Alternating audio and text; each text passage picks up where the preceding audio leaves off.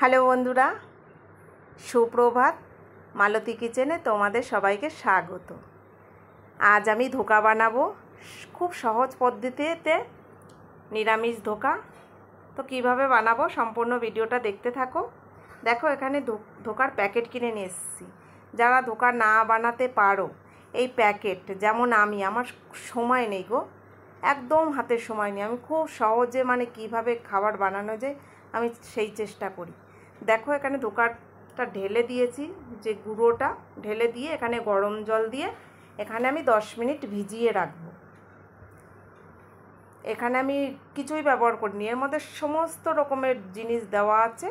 শুধু তোমরা চাইলে নুন দিতে পারো, আমি এখানে নুন দিইনি, কারণ এখানে যখন ঝোলটা, ধোকার যে ঝোল ফুটবে, ওতেই নুনটা ঢুকে যাবে। আমি সেই কারণে এতে আমি নুন ব্যবহার করি না কখনোই। তোমরা চাইলে ব্যবহার করতে পারো, যারা নুন খাও, না চাইলে নাও করতে পারো। এবার কড়াইতে আমি সাদা তেল দিয়ে দিয়েছি। এবার তেলটাকে একটু ভালো করে নেড়ে নিচ্ছি কড়াইতে, যাতে না লেগে থাকে। এবার 10 মিনিট দেখো ভিজিয়ে রেখেছিলাম ধোকাটা, আমি কড়াইতে দিয়ে দিয়েছি। দেখো বেশ আঠা আঠা হয়ে গেছে। এবার গ্যাস নিভু করে, অল্প আঁচে এটাকে নাড়তে হবে। বেশি আঁচ দিলে পুড়ে যাবে, সে কারণে নিভু নিভু আঁচে নাড়তে হবে।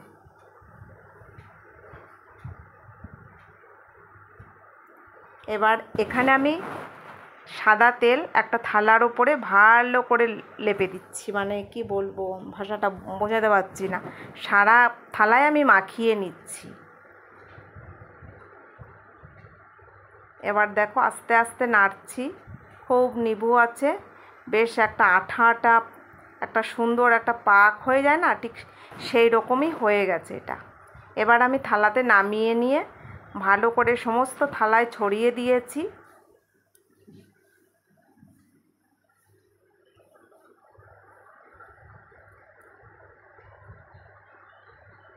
দেখো এইভাবে গরম গরম অবস্থায় বেশ হাতে করে থালায় একদম মিশিয়ে দিতে হবে।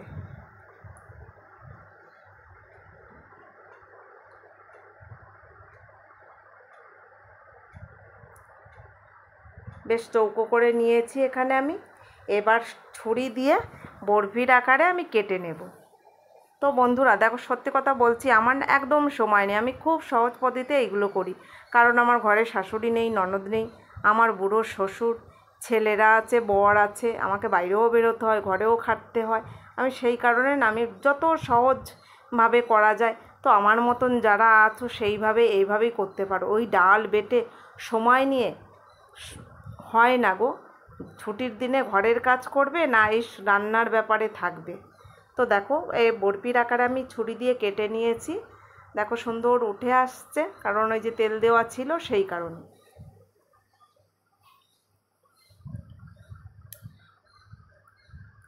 এবার আমি সাদা তেলে এখানে ভেজে নেব ধোকাগুলো। আমি এখানে নিরামিষ বানাবো, তোমরা চাইলে এখানে পেঁয়াজও ব্যবহার করতে পারো, তবেই নিরামিষ ধোকা খেতে ভালো লাগে। আর এই ধোকায় বলো ঝাল, হিং, সমস্ত কিছু দেওয়া আছে, শুধু একটু নুনটা কম আছে এখানে।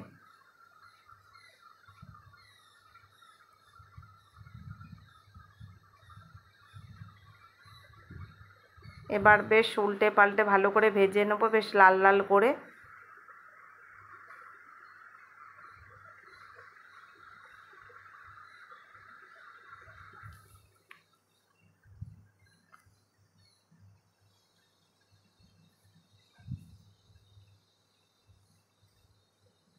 এবার নামিয়ে নেব।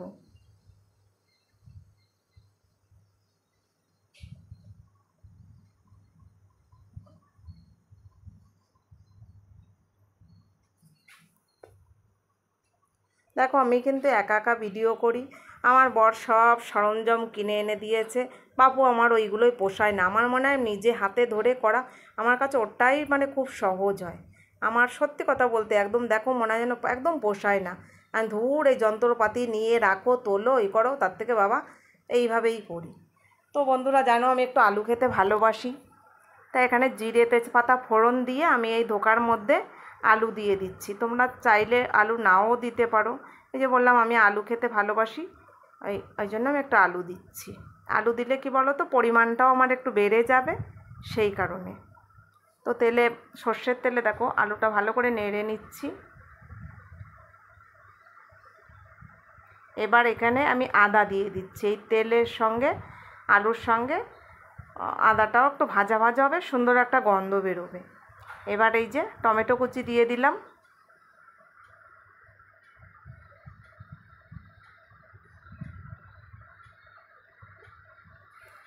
এই যে নুন দিয়ে দিলাম। এবার নুনটা দিয়ে ভালো করে নেড়ে নেব। আলুও আমার সেদ্ধ হয়ে যাবে, আর এই যে টমেটোটাও নরম হয়ে যাবে। দেখো নুন দেওয়ার পরে সব নরম হয়ে গেছে। এখানে জিরের গুঁড়ো, ধনের গুঁড়ো, হলুদ আর সামান্য লঙ্কার গুঁড়ো দিয়ে জল দিয়ে দিলাম। এবার ভালো করে কষিয়ে নেব।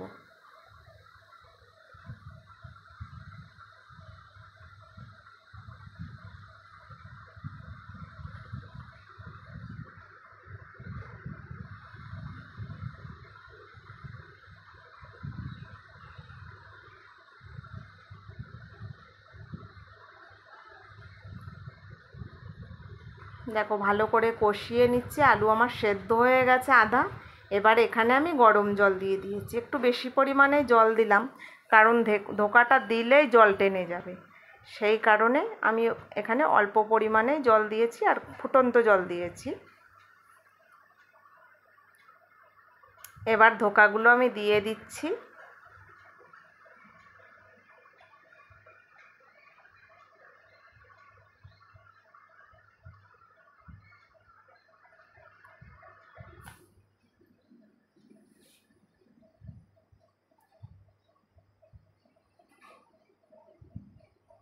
তো বন্ধুরা দেখো আমার ধোকার ডালনা রেডি।